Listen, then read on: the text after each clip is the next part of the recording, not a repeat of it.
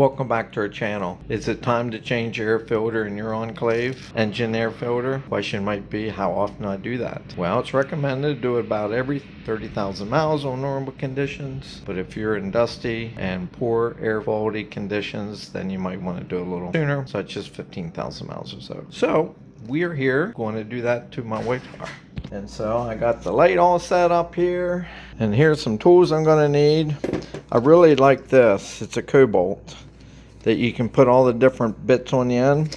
So we need one of those. Put a link in the description below if this is something you could be interested in to make it easy for you. I need a 15/16 wrench, socket, nut driver for these worm clamps, and then I need a 25 hex head as well. And that's really all we need when it comes to tools. So let's dig in. Give this video a thumbs up if you see it helpful, and let's get this filter changed. First thing we do is take the oil fill cap off. That way this cover can pop off. You just grab a hold of the front and back,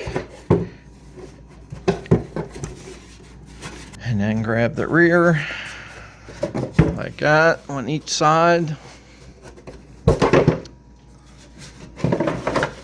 Pops off that easy. Set that off to the side. Then you want to put this fill cap back on, that way something don't fall down in there. There on this air intake, you'll see this little fitting. This is a little tricky to get off. Basically, you will push down. See how that moves up and down? Push down, push in like this. Real hard, and you can see how it's difficult, and it comes right off. See how that is in there? Push this in, and it makes it line up so that it comes off of this lip. Down in here is where this comes out of. It goes down in that tube. And you can lay this off to the side. This red clip around here, push it this way. Like that. That's the way it was. Pull it like that. And then push down on that tab there, and it comes right off like that. Tuck this away. Now you got to remove this tube. You can use a wrench, 15/16, or a nut driver, or something as simple as a straight screwdriver, which is what I'm going to use. And this is what they call a worm clamp. There.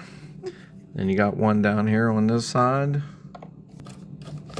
Then what you want to do is grab a hold of this on both sides with both hands and work it back and forth. That pops up like that. And then twist this a little bit. As you can see, it's a little harder with one hand. That comes off there like that. Set that to the side. Then grab your T25, whether it be on a ratchet handle like this or a nut driver.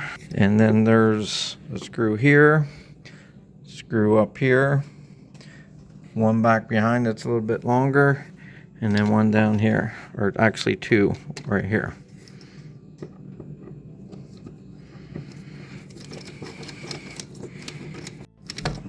And this is the fourth one. Take out.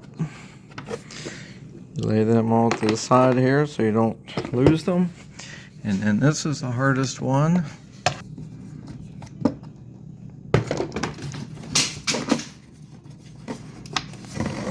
And last screw. Now we got the bolts or the screws all out. Now this just comes out that simple.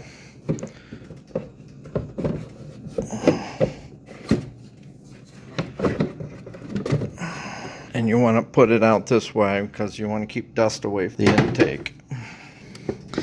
And see what this looks like. I'm about afraid. Look how dirty that is. There's even grass and leaves and stuff in this thing. For the quickest fuel economy, with the prices going up like it is, just changing this air filter will increase your fuel economy. And the easiest way to get this dirt out of here is called a vacuum.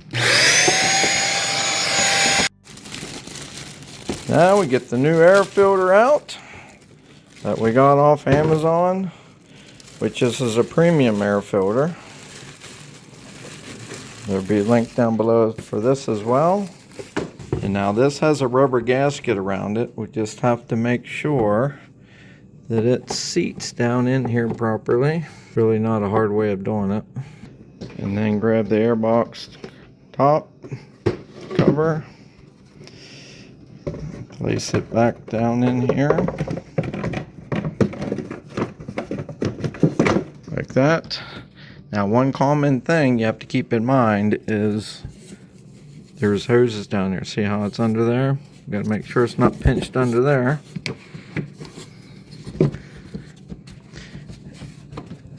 And it don't really snap into place, but you can feel that it's right in the grooves. And then do everything backwards. Go and put in these screws back again.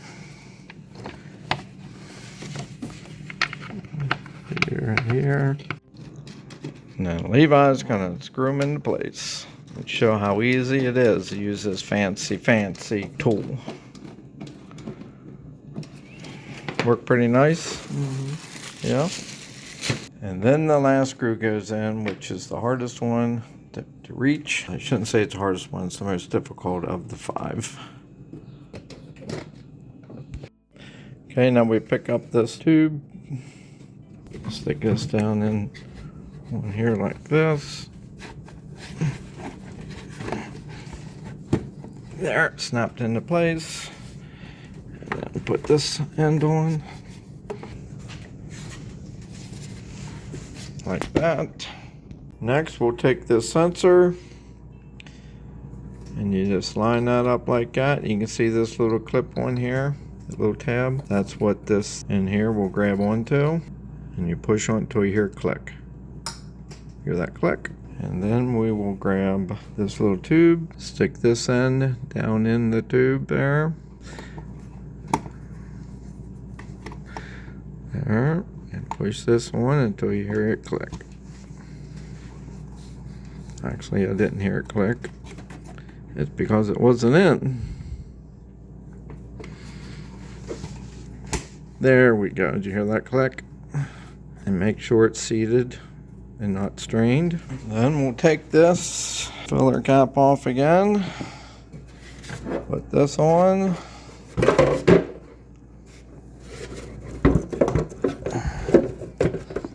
Line that up right there. Line that up on this side. There's little tubes this goes down over. Like that. And then put the filler cap back on. And there we have it. It is good as new. It's always good to change the filter every so often. Don't do like I just did. It needed change for a long time. And you know how life gets in the way? This is another example of doing it yourself. It's so much cheaper than having a garage do your tune-up. So give this video a thumbs up if you saw it helpful, which I hope it was. And we will see you the next time.